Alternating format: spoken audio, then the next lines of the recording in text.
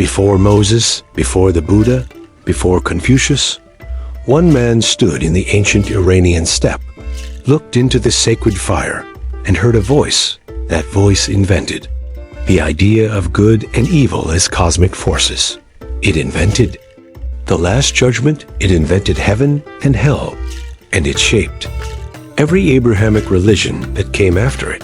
His name was Zarathustra, and almost no one knows his story. The mystery of the philosophy Zoroastrianism is perhaps the most influential religion in world history that most people know almost nothing about.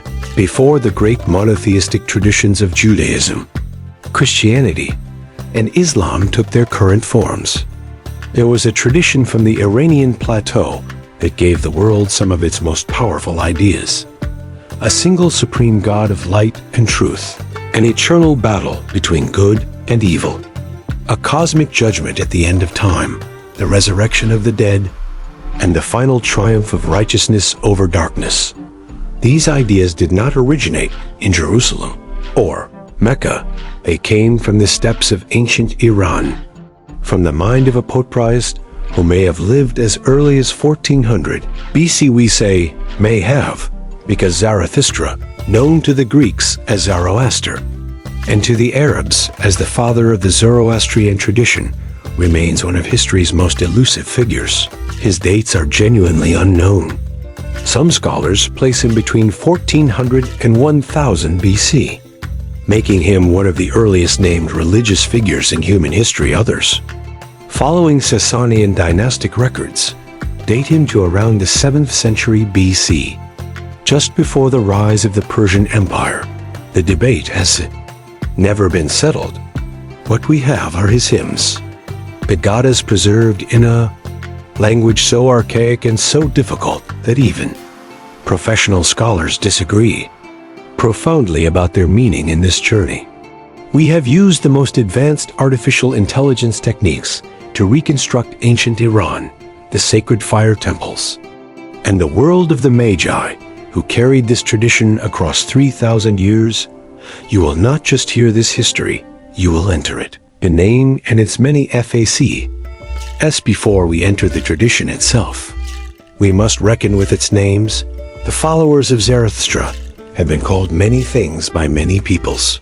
Zarathustra himself called his followers the Ashavins, the followers of Asha, of truth and right order after his death.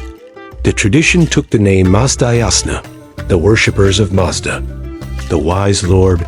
The Greeks who encountered the priestly class of this tradition called them Magi, a word that entered Syriac, then Arabic, and became Magus, and from Magus, the Arabic and Islamic world named the entire tradition Makuzalik in the West.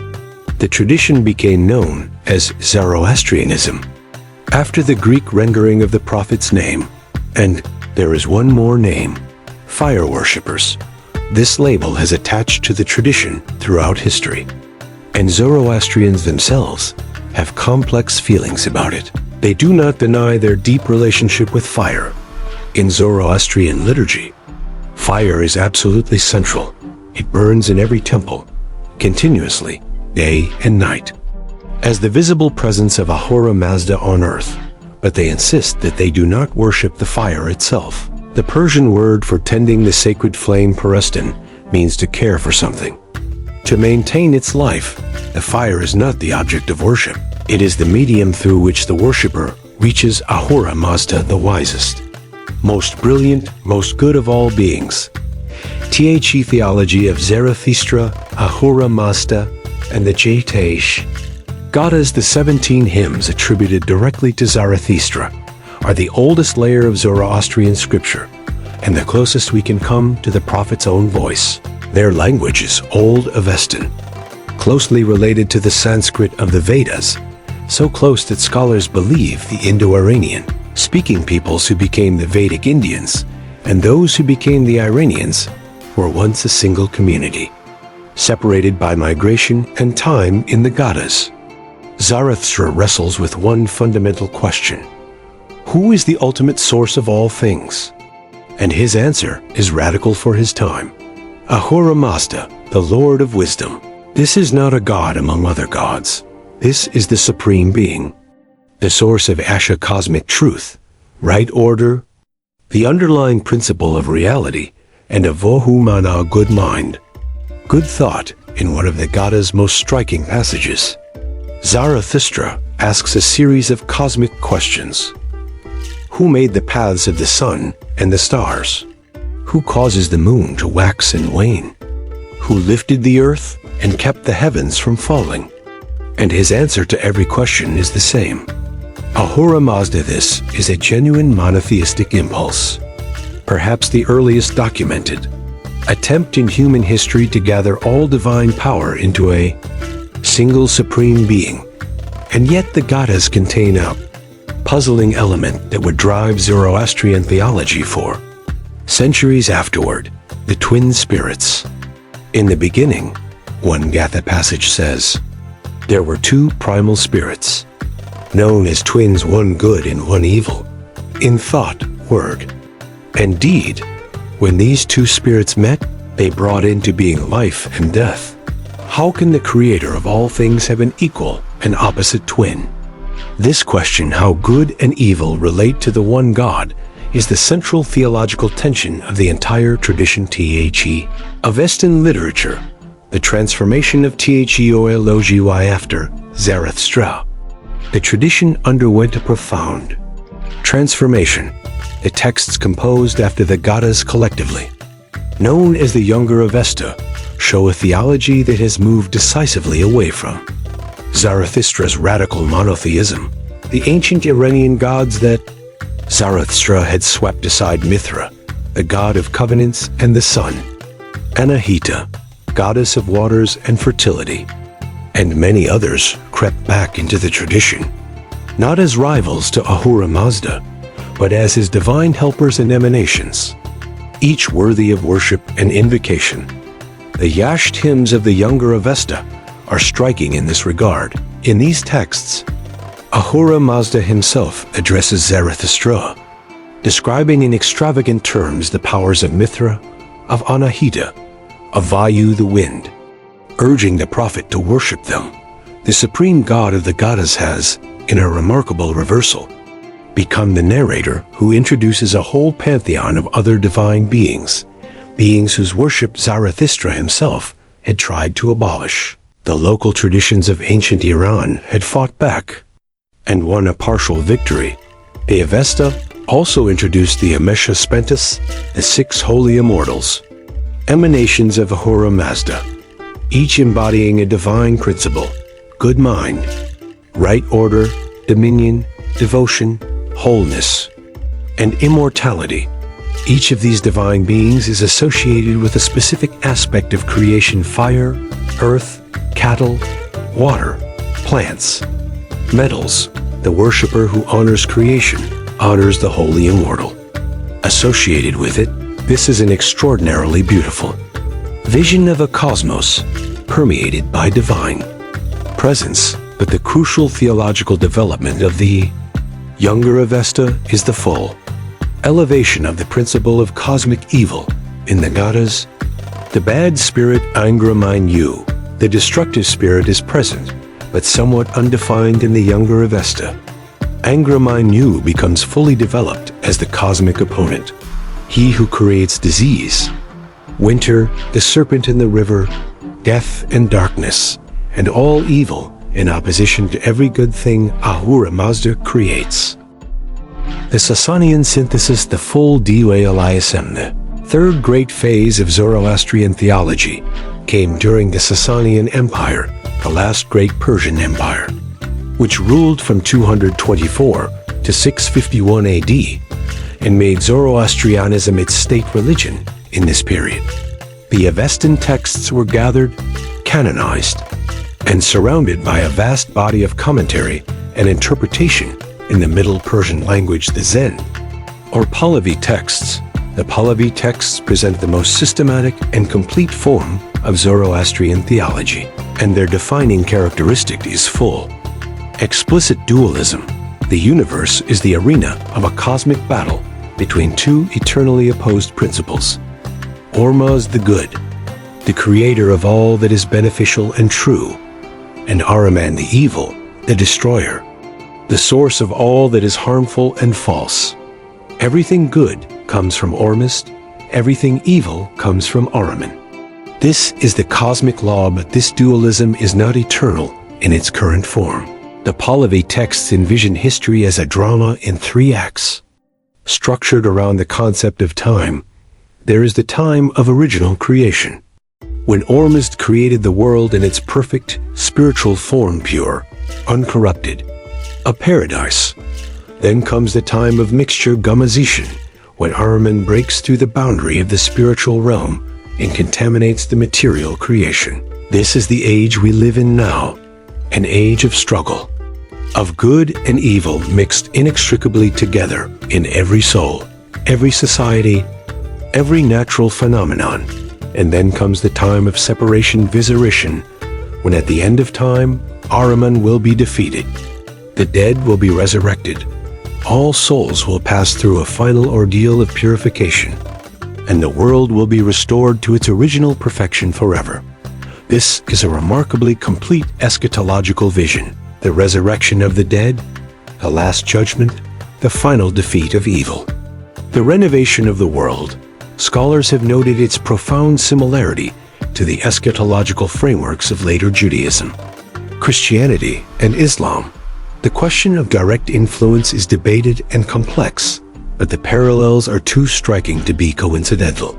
The moral triad: good thought, good word, good deed, the moral. Philosophy of Zoroastrianism is built on a triad that appears throughout the entire tradition. From the Gathas to the Pahlavi texts, Humata, Hakta, Varshta, good thought, good word, good deed. These 3 principles are not merely ethical guidelines. They are participation in the cosmic struggle. Every good thought strengthens Ormuzd, every bad thought strengthens Ahriman. The moral life is not private. It is cosmologically significant. Zoroastrian ritual life organizes the entire day, the entire month, the entire year around this moral and cosmological framework. 5 times each day, prayers are offered to the sun, to Mithra, to the moon, to water, to fire. Each prayer, a moment of aligning the worshiper with the cosmic forces of goodness. The sacred fire in the temple burns without interruption. The initiation ritual Navjot, when a young person formally enters the Zoroastrian community, puts on the sacred white inner garment and ties the sacred cord 3 times around the waist, once for each element of the moral triad. The 6 seasonal festivals, the Gahambars, mark the cosmic cycle of creation and renewal, and there is Nowruz, the new year, the festival of spring, the moment when the light definitively begins to overcome the darkness. Nowruz predates Zoroastrianism by millennia. It is an ancient Iranian and Mesopotamian celebration, but it was absorbed into the Zoroastrian calendar as the festival of Ormuzd's ultimate victory, the moment when warmth and life and light return to the world today. Nowruz is celebrated by hundreds of millions of people across Central Asia, Iran, and the Iranian diaspora, a living thread connecting the present to a past 3,000 years deep. After Islam, the Parsis, and the Diaspora, the Arab conquest of Sasanian Iran in the Aram. In the Arab, 7th century AD was the greatest crisis in Zoroastrian history. The empire that had been the religion's patron for centuries was destroyed. Islam spread rapidly across Iran, and over the following centuries, the Zoroastrian community, once the dominant religious tradition of one of the world's greatest empires, shrank to a small, embattled minority. Some fled. In the 10th century, a group of Zoroastrians sailed from the Iranian port of Hormuz and landed on the coast of Gujarat in northwestern India. The local king agreed to receive them on certain conditions. They would adopt the local language. Their women would wear the local dress, and they would not carry weapons. They agreed. These refugees became the Parsis, the people from Pars, the heartland of Persia, and in India, protected by the relative tolerance of the subcontinent's diverse religious landscape. They preserved their ancient tradition for over 1,000 years in the 19th century, when India became a British colony. The Parsi community concentrated in Bombay became extraordinary. They embraced Western education with remarkable energy, entered commerce, industry, law, and science, and produced a remarkable series of leaders and thinkers. The Tata family, whose industrial empire is one of the largest in the world, are Parsis. The Gadre family, whose consumer goods company reaches hundreds of millions of Indian homes, are Parsis. And on September 5, 1946, a Parsi woman named Nelly Anwala gave birth to a baby boy in Zanzibar, East Africa. His family called him Farag, the Blessed One. The world would come to know him as Freddie Mercury, the lead singer of Queen, whose voice became one of the most distinctive sounds of the 20th century in the modern world. The Zoroastrian community faces an existential challenge. There are perhaps 125,000 Zoroastrians left in the world, about 20,000 in Iran, around 70,000 Parsis in India, and the rest scattered across North America, Britain, Australia, and East Africa. The community is not proselytized traditionally. One must be born Zoroastrian to be Zoroastrian, and interfaith marriage has long been a source of intense debate. The population is declining. The World Zoroastrian Organization, founded in 1979, meets regularly to address the community's challenges and search for a path forward, but the ideas of Zarathustra are not declining. The concept of a cosmic battle between good and evil, the moral responsibility of every individual to choose a side, the vision of history moving toward a final transformation. These ideas have permeated Western civilization so deeply that they are simply part of the air we breathe. Nietzsche named his most famous book after the prophet. Freddie Mercury sang Bohemian Rhapsody and left a recording that will outlast every Zoroastrian temple on earth and somewhere in Iran, in a mountain village whose name most of the world does not know. An ancient fire is still burning, the same fire that has burned without interruption for 1,500 years. See you in the past.